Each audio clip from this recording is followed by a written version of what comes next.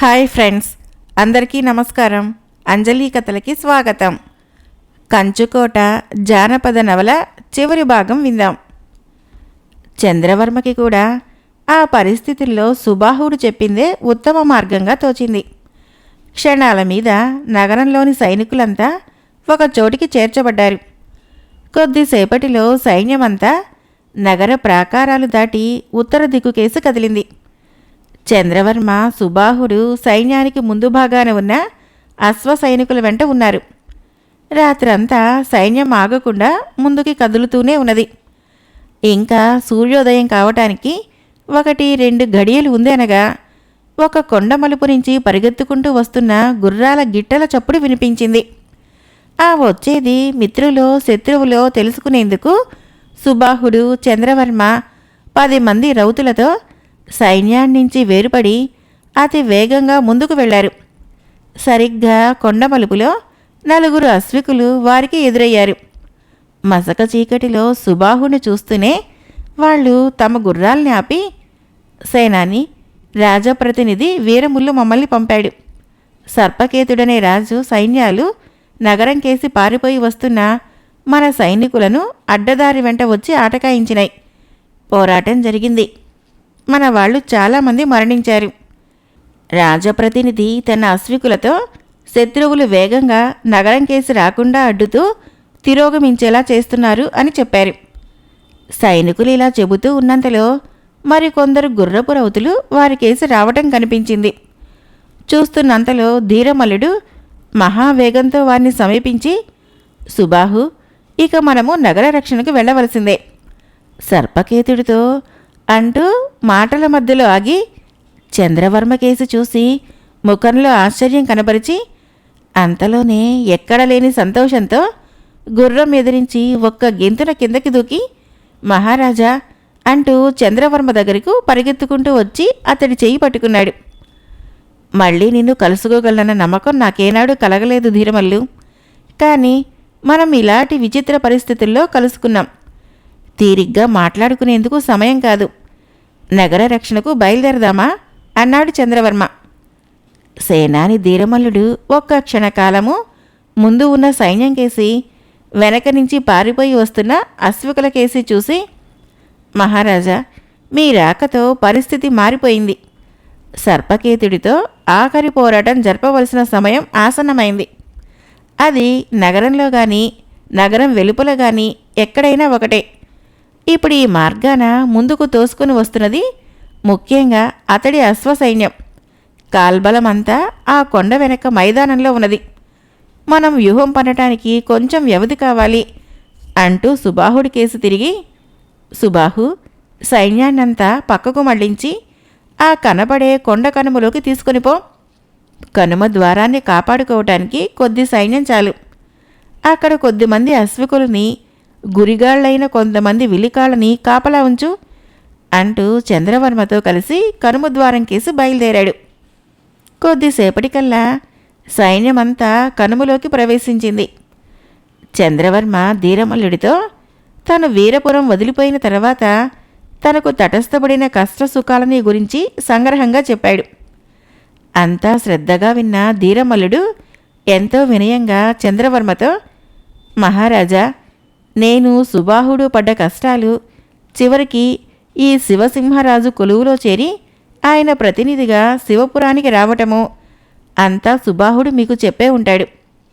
ఈనాడు తలవని తలంపుగా మనకు సర్పకేతుడితో పోరు తటస్థించింది. ఈ దుష్టుడితో ఏదో ఒకనాడు మనం యుద్ధం చేయక తప్పదు కదా. ఆ పని ఇప్పుడే చేద్దాం. ఇందులో విజయమో వీరస్వర్గమో అంతకన్నా మనకి మరొక మార్గం లేదు అన్నాడు. అవును ధీరమల్లు, మనం స్వదేశం వదిలి ఈ విధంగా దేశాలు పట్టుకొని తిరగటంలో అర్థం లేదు. సైన్యాన్ని సమాయత్తపరచు. ఆ సర్పకేతుడితో చావో బతుకో తేల్చుకుందాము అన్నాడు చంద్రవర్మ. చంద్రవర్మ ఇలా అంటూ ఉండగానే కనుమ ద్వారం దగ్గర కలకలం బయలుదేరింది.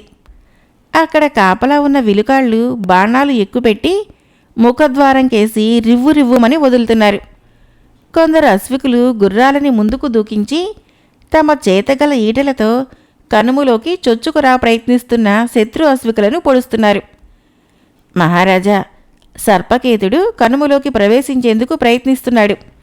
ఆ ఇరుకు మార్గంలో వాడిని 2 వైపుల నుంచి ఎదుర్కొని నాశనం చేయటమే మన వ్యూహం అంటూ సేనాని ధీరమల్లుడు చెంగున గుర్రం మీదకి ఎగిరాడు. చంద్రవర్మ కూడా ఒక్క గెంతున తన అశ్వాన్ని అధిరోహించాడు. చంద్రవర్మ ధీరమల్లుడు కలిసి క్షణాల మీద తమ సైన్యాన్ని 2గా భాగించి కనుమకు 2 వైపులా నిలబెట్టారు. సుబాహుడు కొద్దిమంది కాల్బల సైనికులతో అశ్వికులతో కనుమ ద్వారా రక్షణకు పూనుకున్నాడు. క్రమంగా సర్పకేతుడి సైన్యము ఇరుకైన కనుమ ద్వారాన్నించి లోపలికి ప్రవేశించేందుకు గట్టి ప్రయత్నం ప్రారంభించింది. వందల వేల సంఖ్యలో ఉన్న అతడి అశ్వికులు కాలిబంట్లు ప్రళయ భయంకరంగా గర్జిస్తూ కనుమలోకి తోసుకుని వచ్చేందుకు ప్రయత్నించసాగారు. వారిలో చాలామంది ద్వారం దగ్గరే సుబాహుడి అశ్వికుల ఈటపోటులకు విలుకాళ్ల అంబుల దెబ్బలకు హతం కాసాగారు. వాళ్ళని తప్పుకొని ముందుకు వచ్చిన సైనికులను చంద్రవర్మ ధీరమల్లుడు తుదముట్టించుతున్నారు. పోరాటం ఈ విధంగా కొంతసేపు సాగేసరికి శత్రు సైనికులతో పాటు కొంతమంది చంద్రవర్మ సైనికులు కూడా మరణించడం జరిగింది. శత్రువులు అసంఖ్యాకులు, తమ సైన్యము బహుకొద్ది. సర్పకేతుడు మరికొంత సైన్యాన్ని కనుమ ద్వారం మీదకి దాడికి ఉపయోగిస్తే తాము చిక్కుల్లో పడిపోగలమని చంద్రవర్మ ధీరమల్లుడు ఊహించారు. వాళ్ళిద్దరూ మార్గాంతరం ఏమిటా అని ఆలోచిస్తున్నంతలో సర్పకేతుడి కంచుకంఠము కనుమ ద్వారం దగ్గర మార్మ్రోగింది. ఆ చంద్రవర్మ ధీరమల్లుడి తలలు తెచ్చిన వారికి 1,00,000 వరహాలిస్తాను. ఈ పరగణాలంతటికీ సామంతరాజును చేస్తాను. ముందుకు దూకండి అంటూ సర్పకేతుడు తన సైనికులను హెచ్చరిస్తున్నాడు. కన్ను మూసి తెరిచేటంతటిలో కనుమ ముఖద్వారము భయంకరమైన యుద్ధరంగంగా మారిపోయింది. సర్పకేతుడు ఇస్తానన్న బహుమానాన్ని ఆశించిన శత్రు సైనికులు అన్నిటికీ తెగించి సన్నని కనుమ ద్వారం గుండా లోపలికి వచ్చేందుకు పోటీలు పడి యుద్ధం చేయసాగారు. సుబాహుడి వద్దనున్న కొద్ది సైన్యానికి తోడుగా ధీరమల్లుడు మరికొంత సైన్యాన్ని పంపాడు. కానీ సర్పకేతుడి సైనికులు చచ్చినా చావనున్న తమ తోటి వాళ్ల మీదుగా గుర్రాలను దూకిస్తూ క్రమంగా ముందుకు తోసుకొని వస్తున్నారు. హఠాత్తుగా చంద్రవర్మ తన గుర్రాన్ని ధీరమల్లుడి గుర్రం కేసి దూకించి, ధీరమల్లు, నాకొక ఉపాయం తోస్తున్నది. మనం కొంత సైన్యంతో ఆ కనబడే రాళ్ల గుట్టల మీదుగా ఎక్కి అవతలికి పోయి వెనక నుంచి సర్పకేతుడి సైన్యాన్ని ఎదిరించటం బాగుంటుంది. ఒకవేళ అవతలికి దిగడం సాధ్యం కాకపోతే ఆ రాళ్ల గుట్టల చాటునే ఉండి మన విలుకాళ్ళు శత్రువుల మీద బాణాలు ప్రయోగించవచ్చు. అప్పుడు సర్పకేతుడు తప్పనిసరిగా కొంత సైన్యాన్ని కనుమ ముఖద్వారం నుంచి వెనక్కి మళ్లించి తీరుతాడు అన్నాడు. అవును మహారాజా, మనం ఈ పరిస్థితుల్లో ఏదో ఒకటి చేసి తీరాలి. శత్రు సైన్యమంతా ఒక్కసారిగా కనుమలోకి ప్రవేశిస్తే ఇక మనకు పారిపోయేందుకు కూడా మార్గం లేకుండా పోతుంది అన్నాడు సేనాని ధీరమల్లుడు. చంద్రవర్మ కొందరు విలుకాళ్ళని వెంట పెట్టుకుని పెద్ద పెద్ద బండరాళ్ల మీదుగా పాకుతూ పైకెక్కి కనుమ ముందు ఉన్న మైదానం కేసి చూశాడు. అతడి కంటబడిన దృశ్యము ఎంత ధైర్యశాలినైనా భీరువుగా చేసేలా ఉంది. వందల వేల సంఖ్యలో ఉన్న సర్పకేతుడి అశ్వసైన్యము కాల్బలము కనుమ ముఖద్వారం కేసి కదులుతున్నది. ఇంత గొప్ప సైన్యాన్ని యుద్ధం చేసి ఎలా ఓడించగలను అనుకున్నాడు చంద్రవర్మ. మహా అయితే తను, ధీరమల్లుడు, సుబాహుడు, ముసలివాడి కొడుకు దేవలుడు శత్రువుల చేతపడకుండా పారిపోవచ్చు. ఆ తర్వాత తిరిగి తనకు అరణ్యాలు పట్టుకు తిరిగే జీవితం ప్రారంభమవుతుంది. చంద్రవర్మ మనసులో ఇలా అనుకుంటూ నిస్పృహగా శత్రు సైన్యం కేసి చూస్తున్నంతలో అతడికి మెరుపులా ఒక ఆలోచన వచ్చింది. అతడు ఎంతో గుండె నిబ్బరంతో శత్రు సైన్యం దృష్టికి కనపడేలా ఒక ఎత్తైన రాతి మీద నిలబడి ఖంగుమనే కంఠస్వరంతో వాళ్ళని ఉద్దేశించి ఇలా అన్నాడు. ఓ సైనికులారా, నేను వీరపుర సామంతుడైన సూర్యవర్మ కుమారుణ్ణి చంద్రవర్మని. దుష్టుడైన సర్పకేతుడు మాహిష్మతి రాజ్యవంశాన్ని ఎంత క్రూరంగా నిర్మూలించి తను చక్రవర్తి అయ్యాడో మీకందరికీ తెలుసు. నేను తిరిగి మాహిష్మతి రాజ్య సింహాసనం మీద యశోవర్ధన చక్రవర్తి సంతానంలో మిగిలి ఉన్న తపోవర్ధనుణ్ణి కూర్చోబెట్టదలిచాను. ఒకవేళ ఆయన అందుకు సమ్మతించని పక్షంలో మీకిష్టుడైన మరెవరినైనా సరే చక్రవర్తిని చేయవచ్చు. దుష్టుడు, కపటి, క్రూరకర్ముడు అయిన సర్పకేతుణ్ణి ముందు బంధించాలి. నా వీరపుర సంస్థాన సైనికులెవరైనా మీలో ఉంటే వారికి ఈ పని ఒప్పచెబుతున్నాను. చంద్రవర్మ కంఠస్వరం వింటూనే సైనికులంతా స్థానువుల్లా అయిపోయారు. అతడు మాట్లాడటం ముగించేసరికి సైన్యంలో ఒక భాగం నుంచి వీరపుర మహారాజుకి జై అన్న కేకలు వినిపించాయి. ఆ వెంటనే సైన్యంలో అక్కడక్కడ కలకలము, తోసుకోవటాలు, కుమ్ముకోవటాలు ప్రారంభమైంది. చూస్తుండగానే సైన్యం నుంచి ఒక పెద్ద సమూహం వేరుపడి చంద్రవర్మ నిలబడి ఉన్న చోటుకు రాసాగింది. ఆ వెంటనే సర్పకేత మహారాజుకి జై అన్న కేకలు వినిపించినాయి. చంద్రవర్మ కేసి వస్తున్న అశ్వ సైనికులు, కాల్బాల సైనికులు చప్పున వెనుగుదిరిగి భీకరంగా అరిస్తూ వాళ్ళ మీదకు దూకారు. చంద్రవర్మ వెనుదిరిగి కనుములో ఉన్న సేనాని ధీరమల్లుడితో, ధీరమల్లు, ఇదే మంచి అవకాశం. సర్పకేతుడి సైన్యంలో ఒక పెద్ద భాగము మన పక్షానికి తిరిగింది. వాళ్ళు మిగిలిన వాళ్ళతో పోరాడుతున్నారు. నువ్వు మన భటులందరినీ హెచ్చరించి ఒక్కుమ్ముడిగా కనుమ ముఖద్వారం మీద దాడి చేసి బయటి మైదానంలోకి రాగలిగావంటే సర్పకేతుణ్ణి క్షణాల మీద సర్వనాశనం చేయవచ్చును అని కేకపెట్టాడు. సేనాని ధీరమల్లుడు తన అనుచరులకు హెచ్చరించే లోపలే సర్పకేతుడు తనకు రానున్న ప్రమాదాన్ని గుర్తించాడు. తన సైనికుల్లో చాలామంది శత్రుపక్షం వహించి తన మీద కత్తి దూయటం చూస్తూనే అతడు తన అనుచరులను కనుమ ముఖద్వారం నుంచి వెనక్కి రప్పించి విశ్వాసపాత్రులైన మిగతా సైనికులతో యుద్ధరంగం వదిలి పారిపోసాగాడు. చంద్రవర్మ, ధీరమల్లుడు తమ సైన్యాన్ని కూడదీసుకొని పారిపోతున్న సర్పకేతుడి సైన్యం వెంటపడ్డారు.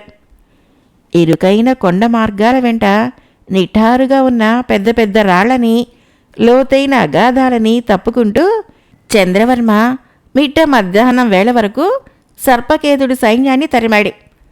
శత్రు సైనికుల్లో కొంతమంది అశ్వికులు, కాలిబంట్లు అతడి చేతికి దొరికారు.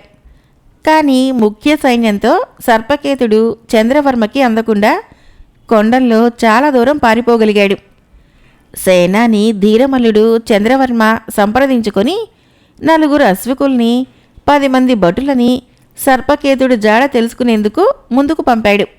సూర్యుడు పడమటి దిక్కుకు బాగా వాలిపోయిన తర్వాత చంద్రవర్మ పంపిన భటుల్లో 2 తిరిగి వచ్చి సర్పకేతుడి సైన్యం కనపడటం లేదని, కానీ కాలి గుర్తులను బట్టి వాళ్ళు పడమటి దిశకేసి పోతున్నట్లు తెలిసిందని వర్తమానం తెచ్చారు. ఈ వార్త వింటూనే చంద్రవర్మ ధీరమల్లు కేసి తిరిగి, ధీరమల్లు, సర్పకేతుడు మాహిష్మతి నగరం కేసి పారిపోవటం లేదని, అతడు సరాసరి కంచుకోట వైపుకు ప్రయాణం కట్టాడని నా అభిప్రాయం. సేనాని ధీరమల్లుడు, సుబాహుడు కూడా చంద్రవర్మతో ఏకీభవించారు. అయితే ఇప్పుడు తాము మాహిష్మతి నగరం కేసి వెళ్ళటమా, లేక సర్పకేతుడిని అనుసరించి కంచుకోటకు వెళ్ళటమా అన్న సమస్య వచ్చింది. కొద్దిసేపు ఆలోచించిన మీదట కంచుకోటకు వెళ్ళి అక్కడ సర్పకేతుడిని హతమార్చటమే ఉత్తమ మార్గమని వాళ్ళు నిర్ణయించుకున్నారు. వెంటనే సైనికులందరూ పడమటి దిశగా ప్రయాణానికి సన్నద్ధం చేయబడ్డారు. కొద్దిసేపట్లో సైన్యమంతా కదిలింది. వాళ్ళు సర్పకేతుడి సైన్యము నడిచిన గుర్తుల ఆధారంగా కొండల్లో నుంచి బయటపడి కొంత దూరము అడవి మార్గాన ప్రయాణించి ఒక పెద్ద నది ఒడ్డుకు చేరారు. ఆ నదిని చూస్తూనే చంద్రవర్మ నివ్వెరపోయాడు. ఇంత పెద్ద సైన్యాన్ని నదిని దాటించడం ఎట్లా? సర్పకేతుడు నదిని ఎలా దాటగలిగాడు? చంద్రవర్మ ఇలా మదన పడుతున్నంతలో దగ్గరలోనే ఉన్న ఒక మహావృక్షము కొమ్మల నుంచి పెద్దగా బుసలు కొడుతూ 3 తలల మహాసర్పం ఒకటి దబీమంటూ భూమి మీద పడింది. అందరూ భయాశ్చర్యాలతో దానికేసి చూస్తున్నంతలో ఆ సర్పము మానవ రూపం పొంది చంద్రవర్మ అంటూ ఎలిగెత్తి కేకపెట్టి అతడికేసి పరిగెత్తుతూ వచ్చింది. తనను పేరున పిలుస్తూ సమీపానికి వస్తున్న ఆకారాన్ని చూస్తూనే చంద్రవర్మ ఒక్క గెంతున ముందుకు వెళ్ళి, కాలకేతు, నువ్వా అంటూ అతడి చేయి పట్టుకున్నాడు. అవును వర్మ, నీ దయవల్ల కాలకేతుడుగా మారిన మంత్రగత్తె కాపాలిని సేవకుడును కాలనాగురు నేనే. నీ శత్రువు సర్పకేతుడు ఇంతకు ముందే తన సైన్యంతో నదిని దాటిపోయాడు. అతడు నదిని దాటేందుకు ఉపయోగించిన తెప్పకొయ్యలని, దూలాలని ఆ దరి నుంచి ఈ దరికి చేర్చి అదుగో ఆ కనపడే చెట్ల చాటున ఉన్న నదిపాయలో భద్రపరిచాను అన్నాడు. తర్వాత అతడు చంద్రవర్మ చేయి పట్టుకుని అతన్ని అల్లంత దూరంలో ఉన్న చెట్ల చాటుకు తీసుకొని పోయి, చంద్రవర్మ, నేను నీకు సహాయం చేయాలన్న ఉద్దేశంతో శంకుడి కొండ నుంచి హుటాహుటిగా ఇక్కడికి వచ్చాను. చాలా రోజుల క్రితమే కాపాలిని చనిపోయింది. చనిపోయే ముందు ఆమె భూత వర్తమానాలను చూపే గాజుగోళాన్ని, మానవాస్తికను నాకు ఇచ్చిపోయింది. వాటి వలనే నీవు ఎలాంటి కష్టాల్లో ఉన్నావో నేను గ్రహించగలిగాను.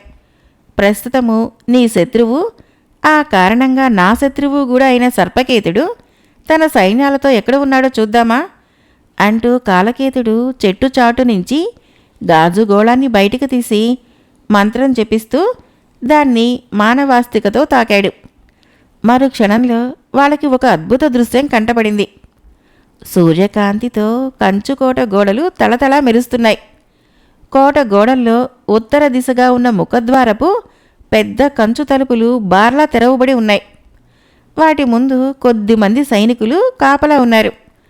కోట లోపల శిథిల స్థితిలో ఉన్న అనేక భవనాలలో సర్పకేతుడి సైనికులు విచ్చలవిడిగా సంచరిస్తూ వెలలేని రత్నాలని, బంగారాన్ని కొల్లగొడుతున్నారు.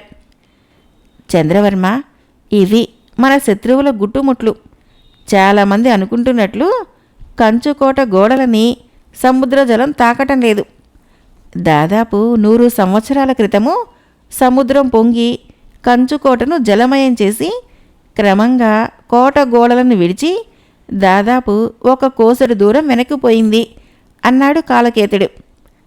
కాలకేతుడు ఇలా చెప్పగానే చంద్రవర్మ ఎంతో ఉత్సాహంతో తన సైనికులని నది దాటేందుకు ఆయుత్తపరిచాడు. కాలకేతుడు జాగ్రత్త పరిచిన తెప్పకొయ్యలు, పెద్ద పెద్ద దుంగలు ఉపయోగించి సైనికులు నది దాటారు. కాలకేతుడు ఒక గుర్రం ఎక్కి ముందుండి దారి చూపిస్తూ ఉండగా సైన్యం యావత్తు శరవేగంతో కంచుకోటకేసి పోసాగింది. 1 గంట తర్వాత వాళ్ళకి ఆకాశాన్ని అంటుతున్నాయా అన్నట్టున్న కంచుకోట గోడలు కనిపించినాయి. వాళ్ళు క్రమంగా కోటను సమీపించి ఉత్తరపు వైపున ఉన్న కోట ద్వారాలకేసుకు వెళ్ళేసరికి ద్వారాలు బంధించబడి ఉన్నాయి. చంద్రవర్మ సుబాహుణ్ణి, సేనాని ధీరమల్లుణ్ణి వెంటబెట్టుకొని ద్వారాలను సమీపించి వాటిని పరీక్షించి చూశాడు. అవి దృఢమైన కంచుతో చేయబడి ఉన్నాయి. ఇంత బలమైన కంచు తలుపులని బద్దలు కొట్టి కోటలోకి ప్రవేశించటం ఎలా అని చంద్రవర్మ ఆలోచించేటంతటిలో కోటగోడల మీద సర్పకేతుడు బిగ్గరగా అరవటం వినపడింది. అతడి వెంట తట్ట, బుట్టలు, గోతాలు పట్టుకొని ఉన్న కొందరు సైనికులు కనిపించారు. సర్పకేతుడు తన పక్కన నిలబడి ఉన్న సైనికులని గోడల కింద ఉన్న చంద్రవర్మ సైనికులకు చూపిస్తూ, ఇదిగో నా సైనికుల దగ్గర ఉన్న గోతాలు, బుట్టలు చూశారా? వాటి నిండా రత్నాలు, బంగారం ఉన్నది. చంద్రవర్మను వదిలి నా పక్షానికి వచ్చే ప్రతి సైనికుడికి రత్నాలు, బంగారము ఇస్తాను. అలా నా పక్షానికి వచ్చే వారి కోసము కోట తలుపులు తెరవబడతాయి. ఈ గోతాల్లో ఉన్నది బంగారం అవునో కాదో మీరే చూడండి అన్నాడు. సర్పకేతుడు అలా అనగానే అతడి వెంట ఉన్న సైనికులు బుట్టల నుంచి, గోతాల నుంచి వెండి, బంగారాలని, రత్నాలని చంద్రవర్మ సైనికులపై పడేలా కుమ్మరించారు. చంద్రవర్మ సైనికులు వాటి కోసం కారట్లాడుతూ ఒకరినొకరు కుమ్ముకోసాగారు. పరిస్థితి ప్రమాదకరంగా పరిణమిస్తుందని గ్రహించిన చంద్రవర్మ సుబాహుడితో, సుబాహు, నువ్వు మన వీరపుర సైనికులని వెంటపెట్టుకొని శత్రుపక్షంలో చేరేవాడిలా నటిస్తూ కోట తలుపులు తెరవమని కేకలు పెట్టు. అది నమ్మి సర్పకేతుడు తలుపులు తెరిపించేటట్లయితే వెంటనే కోటలో జొరబడు. నేను, ధీరమల్లుడు మిగిలిన సైన్యంతో వస్తాము. అప్పుడు ఒక్కుమ్ముడిగా అందరము శత్రువుల మీద పడి వాళ్ళని సర్వనాశనం చేద్దాము అన్నాడు. చంద్రవర్మ ఇలా చెప్పగానే సుబాహుడు సైనికుల దగ్గరికి వెళ్ళి వాళ్ళతో రహస్యంగా మాట్లాడాడు. చూస్తుండగానే సైన్యంలో నుంచి ఒక పెద్ద భాగం వేరుపడి సర్పకేత మహారాజుకి జై అంటూ కోట తలుపులకేసి కదిలింది. వాళ్ళు ముందుకు పోకుండా ఆటకాయించే వాళ్ళలాగా కొందరు సైనికులు వాళ్లతో ఉత్తుత్తి యుద్ధం ప్రారంభించారు. చంద్రవర్మ సైన్యంలో తిరుగుబాటు వచ్చిందని నమ్మిన సర్పకేతుడు కోట గోడల మీద నుంచి వికటాట్టహాసం చేస్తూ, కోట తలుపులు తెరవండి, శత్రు సైన్యంలో ఎక్కువ భాగము మన పక్షమైంది, చంద్రవర్మని వాడి ముఖ్య అనుచరులని క్షణాల మీద నా కత్తికి ఎరవేస్తాను అని కేకలు పెట్టాడు. ఆ వెంటనే సర్పకేతుడి సైనికులు కోట తలుపులను తెరిచారు. ఆ తర్వాత కన్ను మూసి తెరిచేటంతటిలో జరిగిపోయిందా అన్నంత ఆశ్చర్యంగా సర్పకేతుడి సైన్యము తుడిచిపెట్టబడింది. సైనికులతో కోటలోకి ప్రవేశిస్తూనే సుబాహుడు ఎదురైన శత్రు సైనికులను తన కత్తితో నరకసాగాడు. అంతలో చంద్రవర్మ ధీరమల్లుడు కూడా కంచుకోటలోకి ప్రవేశించారు. వారి దాటికి సర్పకేతుడి సైన్యము చెల్లాచెదురుగా పారిపోసాగింది. జరిగిన మోసం చూసి సర్పకేతుడు నిలివెల్లా భగ్గుమన్నాడు. అతడు కోటగోడల మీద తన వెంబడి ఉన్న కొద్దిమంది సైనికులను హెచ్చరించి అక్కడ ఉన్న పెద్ద పెద్ద బండరాలను ఎత్తి దిగువనున్న చంద్రవర్మ సైనికుల మీదకి విసిరసాగాడు. అది చూసిన చంద్రవర్మ సుబాహుడితో, సుబాహు, ఆ దుష్టుణ్ణి సాధ్యమైతే ప్రాణాలతో పట్టుకో, అలా సాధ్యం కాని పరిస్థితుల్లో నీ కత్తితో ముక్కలు ముక్కలుగా నరుకు అని కేకలు పెట్టాడు.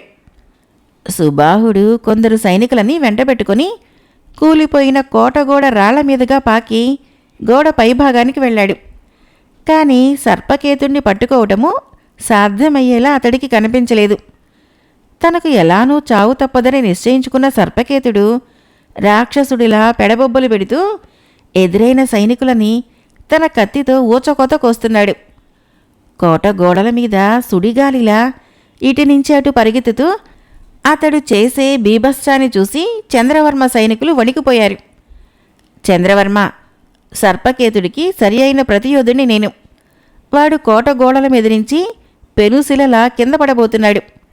ప్రాణాలతో వాణ్ణి బంధించదలిస్తే వాడు భూమిని తాకి ముక్కలు కాకముందే జాగ్రత్తపడి పట్టుకో అంటూ కాలకేతుడు కత్తి దూసి ఒక్క ఎగురున కోట గోడల మీదకి వెళ్ళాడు.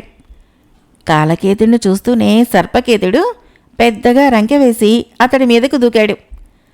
కాలకేతుడు అతడి కత్తి దెబ్బను తప్పుకొని తన కత్తిని ముందుకు సాచి అతడి మీదకి లంఘిస్తూ, సర్పకేతు, నీవిప్పుడు పోరాడుతున్నది కాలకేతుడితో. కాలకేతుడంటే 3 శిరస్సుల మహాకాల సర్పం అంటూ చటుక్కున సర్పాకృతి దాల్చి బుస్సుమంటూ పైకి లేచాడు. సర్పకేతుడు ఒక్క క్షణకాలము స్తంభించిపోయి ఆ వెంటనే ప్రాణభీతితో కీచుమంటూ అరిచి కోట గోడల మీద నుంచి తలక్రిందులుగా క్రింద పడిపోయాడు. చంద్రవర్మ సమీపించేసరికే అతడి ప్రాణం పోయింది. దానితో చావగా మిగిలిన సర్పకేతుడు సైనికులు చంద్రవర్మకు లొంగిపోయారు. కాలకేతుడు తాను కంచుకోటలో నివాసం ఏర్పరచుకునేందుకు అనుమతి కోరగా చంద్రవర్మ అందుకు అంగీకరించాడు.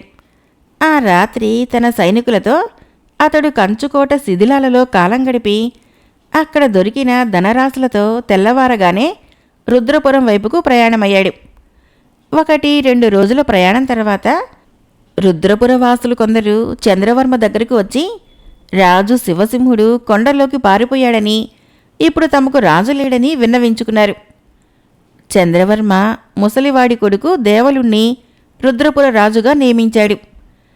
చంద్రవర్మ మాహిష్మతి నగరానికి కొన్ని కోసుల దూరంలో ఉండగానే నగరవాసులకి క్రూరుడైన సర్పకేతుడి చావు గురించి తెలిసింది. వాళ్ళు మంగళ వాయిద్యాలతో బయలుదేరి చంద్రవర్మకు ఎదురు వచ్చి అతన్ని తమకు చక్రవర్తిగా ఉండవలసిందని కోరారు.